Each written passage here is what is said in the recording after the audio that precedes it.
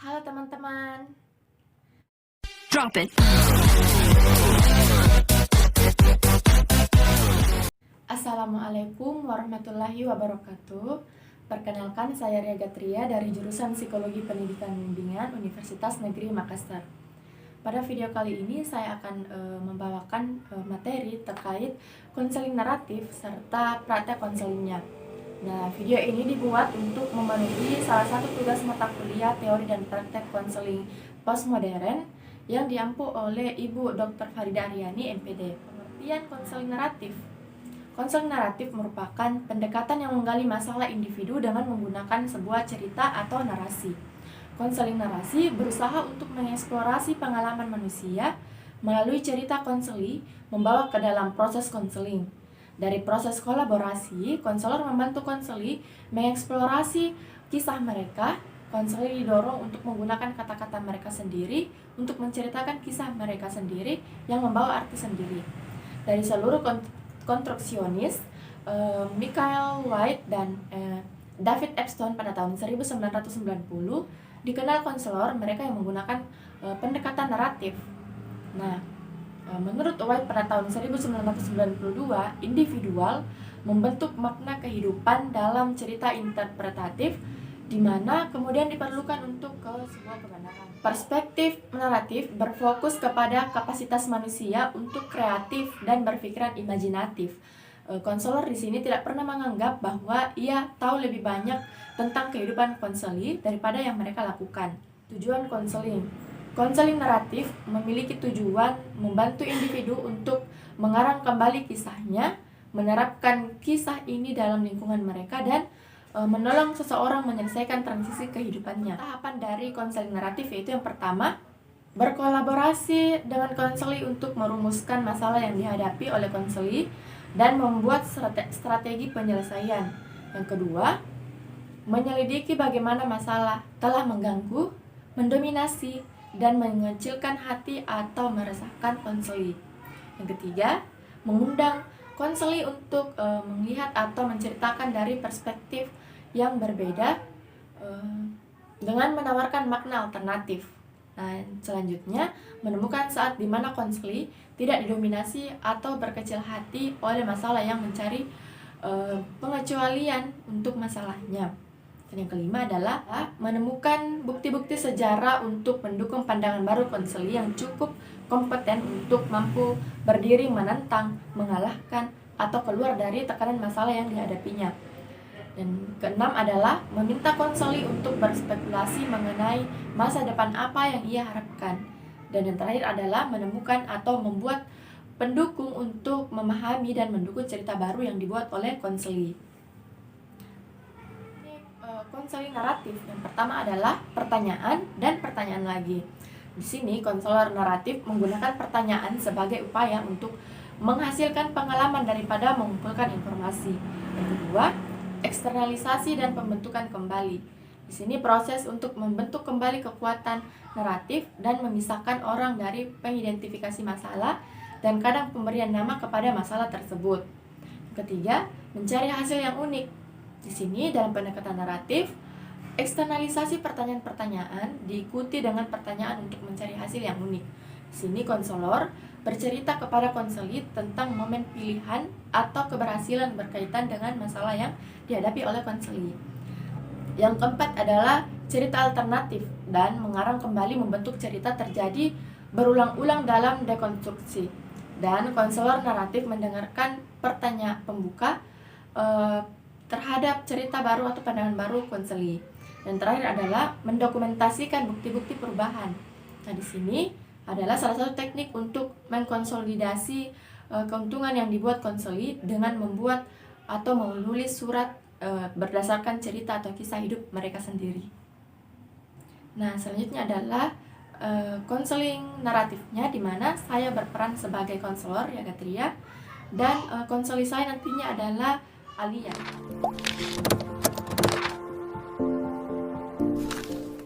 Assalamualaikum, Bu.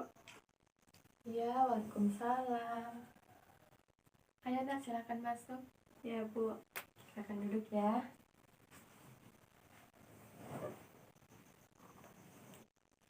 Ya, jadi bagaimana kabarnya Nalia? Alhamdulillah baik, Bu. Oke, sekarang kamu udah kelas berapa? Udah kelas 11, Bu. Jadi belajarnya harus lebih giat lagi ya, Nak? Iya, Bu. Iya, ngomong-ngomong kamu kesini ada keperluan apa dengan Ibu? Aku kesini, Bu, karena ada yang mau saya bicarakan sama Ibu. Masalah saya, Bu. Oke, jadi lebih tepatnya kamu kesini ingin melakukan konseling ya? Iya, Bu. Sebelumnya kamu udah pernah melakukan konseling? Belum, Bu. Oke, jadi terlebih dahulu Ibu akan menjelaskan kepada kamu bagaimana itu konselingnya. Iya. Jadi konseling itu adalah proses pemberian bantuan yang diberikan oleh orang yang profesional atau yang biasa disebut dengan konselor atau guru BK, diberikan kepada konseli atau siswa yang membutuhkan atau yang mempunyai masalah ya. Jadi konseling itu dilakukan secara face to face untuk menyelesaikan masalah konseli, di mana dalam konseling itu ada yang namanya asas kerahasiaan, kesukarelaan, kejujuran, dan masih banyak lagi ya. Tapi dalam konseling yang harus kita utamakan adalah asas kerahasiaan. Jadi dalam konseling itu kamu tidak perlu khawatir untuk menceritakan semua masalah yang kamu hadapi kepada ibu karena semuanya bersifat rahasia ya nak. Ya, Bu. Ya, jadi dalam konseling itu juga ada yang namanya kontrak waktu. Jadi dalam konseling waktu kita terbatas ya. Jadi ibu batasi waktu kita untuk melakukan konseling ke depannya sebanyak mungkin 30 menit saja ya. Iya, Bu. Ya, bagaimana? Nah, apa kamu bersedia? Ya, Bu, bersedia. Oke. Nah, sekarang mungkin coba kamu bisa ceritakan masalah yang tengah kamu hadapi saat ini. Sekarang, Bu, saya susah beradaptasi sama teman saya di kelas karena pergaulannya sudah sedikit liar. Iya, maksud kamu liar itu seperti apa? Ya, liar semacam misal kalau saya lagi belajar di kelas, Bu, yang lain pada ribut, pada ketawa-ketawa di kelas nggak jelas begitu, Bu. Oh iya, mungkin selain itu apakah ada faktor lain yang menyebabkan kamu mengalami atau merasakan permasalahan ini? Iya, Bu, ada.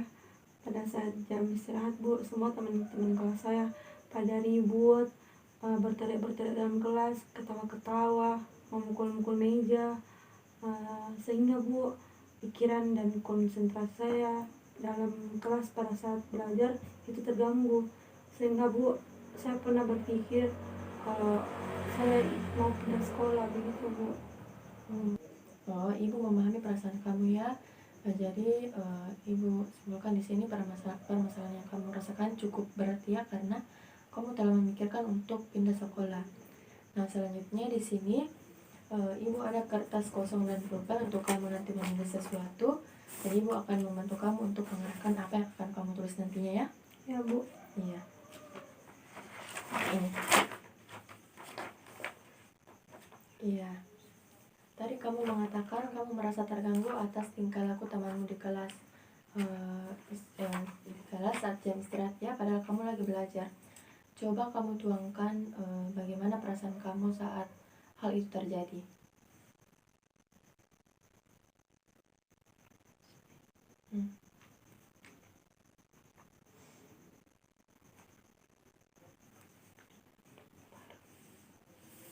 Ya, apakah sudah selesai nak?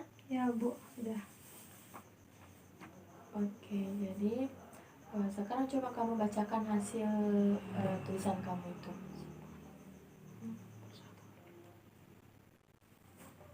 Gini, Bu, entah teman-teman yang terlalu ribut atau saya memang yang merasa dan tidak suka jika teman-teman ribut di kelas. Apa harusnya saya juga harus berbaur dengan teman-teman dan tidak belajar di waktu jam istirahat? Tapi kan saya tidak tahu mau ngapain kalau bukan belajar. Tidak. Memang teman-teman yang tidak mengerti saya. Mereka sangat ribut. Dia juga salah karena menjadikan meja sebagai gendang yang membuat saya sangat merasa terganggu. Oke, jadi kamu merasa terganggu ya? Merasa konsentrasi kamu terganggu atas tindakan teman-teman kamu di kelas. Ya, Bu. Benar begitu? Ya, Bu, betul sekali. Oke. Jadi sebelumnya ibu juga pernah menangani kasus ini di mana ada seseorang anak yang tidak fokus sekolah. Jadi dia itu merasa tidak betah di sekolah tersebut dan merasa seperti kamu, dia ingin pindah dari sekolah tersebut. Anak ini mempunyai masalah, dia selalu diejek oleh teman-temannya, sering diejek logat cara berbicaranya, karena anak ini dari kampung, terus dia pindah ke sekolah di kota, terus dia di kota itu sering diejek sama teman-temannya, sering diejek, kata teman-temannya tuh dia lebih cocok sekolah di kampung daripada di kota. Nah, dari cerita yang ibu ceritakan tadi, kamu mengerti kan apa maksudnya? Iya Bu, mengerti. Iya, selanjutnya coba kamu tuliskan atau membuat cerita lagi di bagian bawah paragraf yang telah kamu buat tadi. Cerita mengenai kasus yang sama tadi, tapi kamu merasa bahwa diri kamu tidak merasa terganggu teman-temanmu karena kamu tidak belajar di jam istirahat, melainkan berbaur dengan teman yang lainnya. Tulis sesuai dengan keinginan hati kamu ya. Iya Bu. Iya, ayo tuliskan.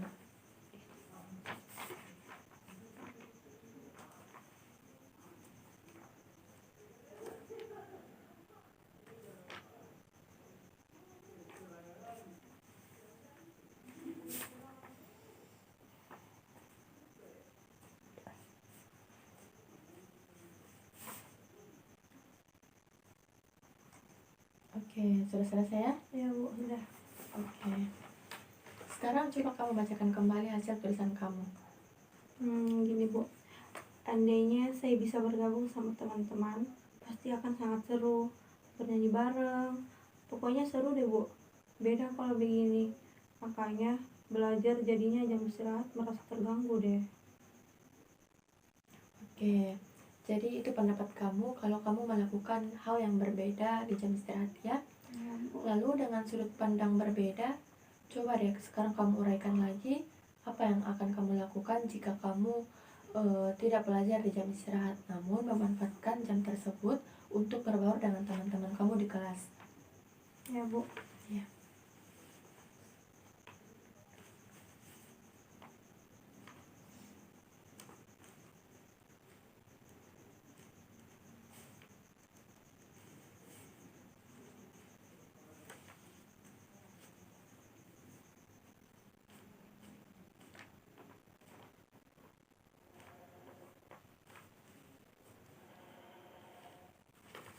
Ya, coba kamu bacakan lagi kembali. Ini Bu, mungkin jika saya dapat bergabung dengan teman-teman saya, akan merasa bahagia dan tidak emosian. Jika teman lagi menyanyi, Tuh itu kan. jika teman lagi menyanyi, toh itu kan saat jam istirahat, bukan jam belajar. Jadi it's okay lah kalau lagi pada ribut, maka saya tidak akan merasa risih sampai terganggu dengan apa yang dilakukan oleh teman-teman. Nah, itulah pendapat kamu mengenai kasus yang sama tapi kebiasaan kamu yang berbeda. Iya Bu. Menurut kamu lebih nyaman yang mana? Yang sebelumnya atau yang sekarang ini? Maksud ibu yang ini, yang tulisan pertama kamu atau tulisan yang ketiga kamu ini? Kalau menurut saya Bu, saya lebih nyaman dengan tulisan yang ketiga saya. Iya, maksud kamu lebih nyaman pada pandangan baru kamu ya? Iya Bu. Oke, baik. Selanjutnya ibu akan memberi kamu tugas, yaitu selama seminggu ini ibu mau lihat perubahan kamu, di mana dalam seminggu ini kamu mulai bergabung dengan teman-teman kamu, berbaur kembali, dan memanfaatkan waktu istirahat untuk berbaur, bukannya untuk belajar ya, karena untuk belajar juga mempunyai waktunya ya. Ya Bu. Oke, lalu apakah masih ada yang ingin kamu sampaikan? Mungkin hanya itu Bu yang bisa saya sampaikan tadi Bu. Oke, lalu apa yang kamu rasakan setelah kamu telah menuangkan tulisan-tulisan kamu di atas kertas ini? Perasaan saya Bu sudah sedikit lega Bu, dengan saya bicarakan sama Ibu tentang masalah saya. Oke, kalau begitu sampai begitu. Baik, kalau begitu Ibu akhiri sesi konseling hari ini. Ibu tunggu minggu depan perubahan apa yang telah kamu capai setelah berbaur dengan teman-teman kamu ya. Ya Bu. Kalau begitu kita akhiri untuk hari ini saja dulu ya. Iya. Ya Bu, ya udah Bu, saya pamit dulu Bu. Iya, oke. Assalamualaikum Bu. Ibu tunggu minggu depan ya. Ya Bu. Assalamualaikum Bu. Ya, waalaikumsalam. Ayo nak, silakan masuk. Iya Bu, makasih. Ya, silakan duduk ya. Oke. Jadi bagaimana kabarnya nak Alia? Alhamdulillah baik Bu. Oke, jadi hari ini kita udah masuk ke sesi konseling kedua ya. Ya Bu. Iya, jadi ini sebelumnya kita akan mereview dulu hasil kegiatan kamu dalam seminggu kemarin ya. Ya Bu. Oke, jadi dari sesi konseling pertama, kamu menceritakan bahwa kamu itu merasa tidak nyaman dengan teman-teman kamu di kelas ya. Karena kebiasaannya yang membuat kamu tidak konsentrasi dalam belajar.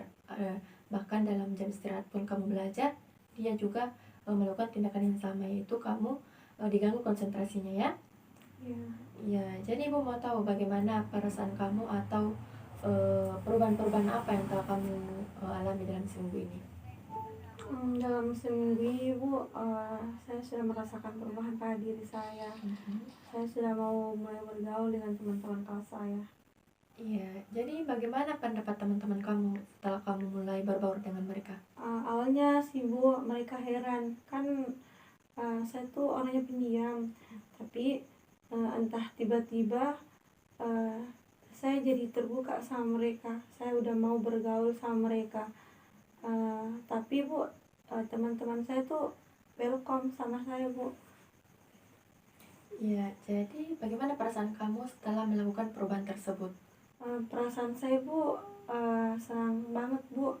Tapi saya pikir awalnya dia tidak mau menerima saya Bu.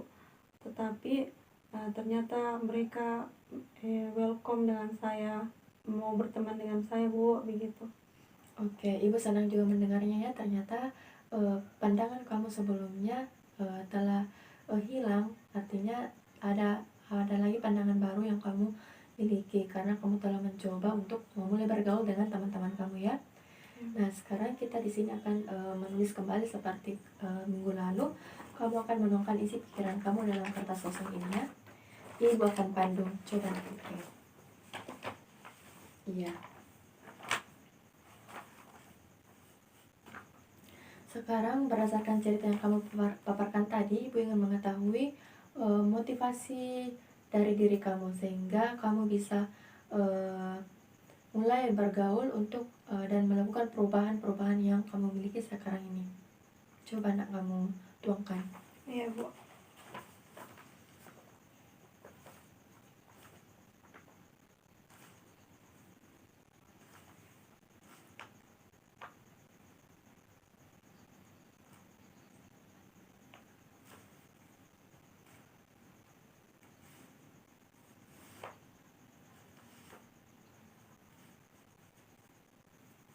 Udah Bu. Oke, sekarang coba kamu bacakan kembali lagi kepada Ibu. Gini Bu, saya termotivasi untuk berubah karena diri sendiri. Saya mau merasakan nyaman berada di sekolah. Saya mau mempunyai banyak teman. Motivasi juga datang dari orang terdekat saya, yaitu orang tua saya Bu. Motivasi yang diberikan berbentuk verbal seperti, ayo nak, Indah pasti bisa berubah menjadi lebih baik lagi. Oke, jadi motivasi kamu di sini adalah diri kamu sendiri dan orang tua kamu ya. Iya Bu. Iya, pasti kamu termotivasi sekali atas dukungan kedua orang tua kamu ya. Lalu dari motivasi yang kamu dapatkan, apakah ada perubahan yang kamu rasakan? Iya Bu, ada. Iya, bisa kamu tuliskan lagi perubahan-perubahan apa yang telah kamu rasakan dalam kertas tersebut. Iya Bu.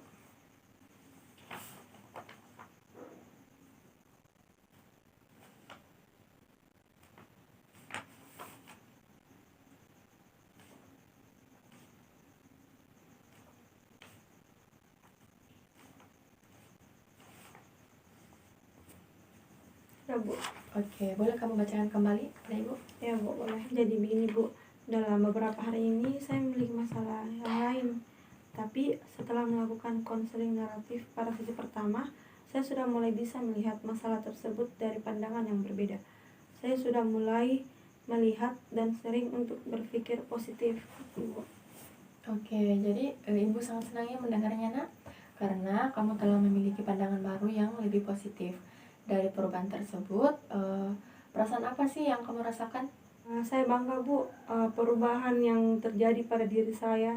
Oke, coba kamu tuangkan perasaan kamu di dalam kertas tersebut lagi secara lebih rinci lagi mungkin, Nak. Oh iya, Bu. Iya.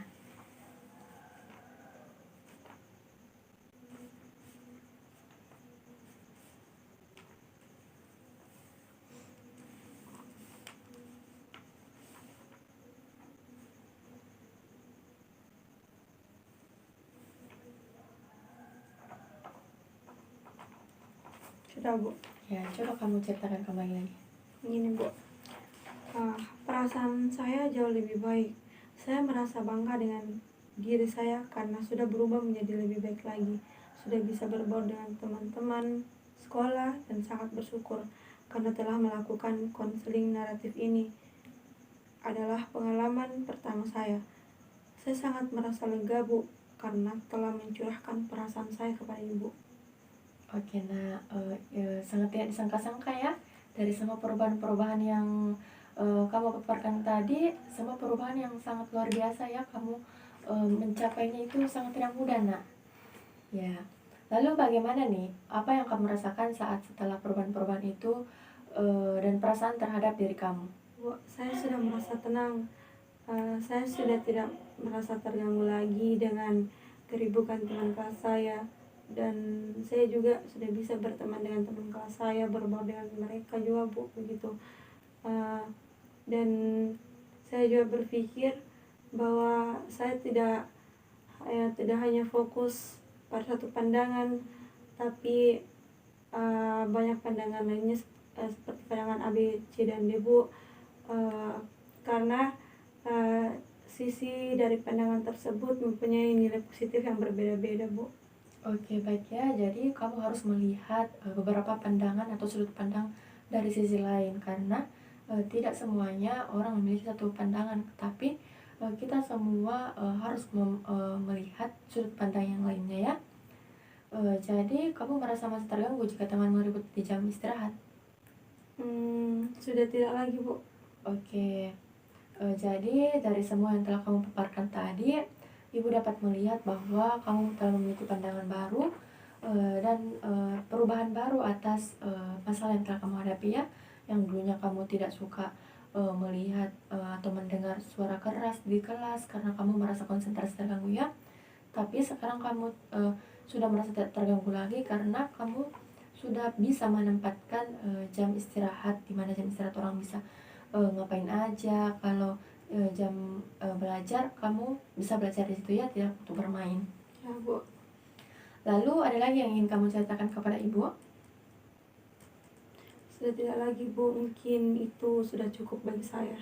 Oke, jadi kamu sudah merasa udah cukup ya untuk pertemuan kita kali ini. Kalau begitu, Ibu akhiri sesi konseling kita pada hari ini. Jadi waktu juga udah menunjukkan ya, sesuai kesepakatan waktu kita di awal konseling. Iya. Kalau begitu, Nak?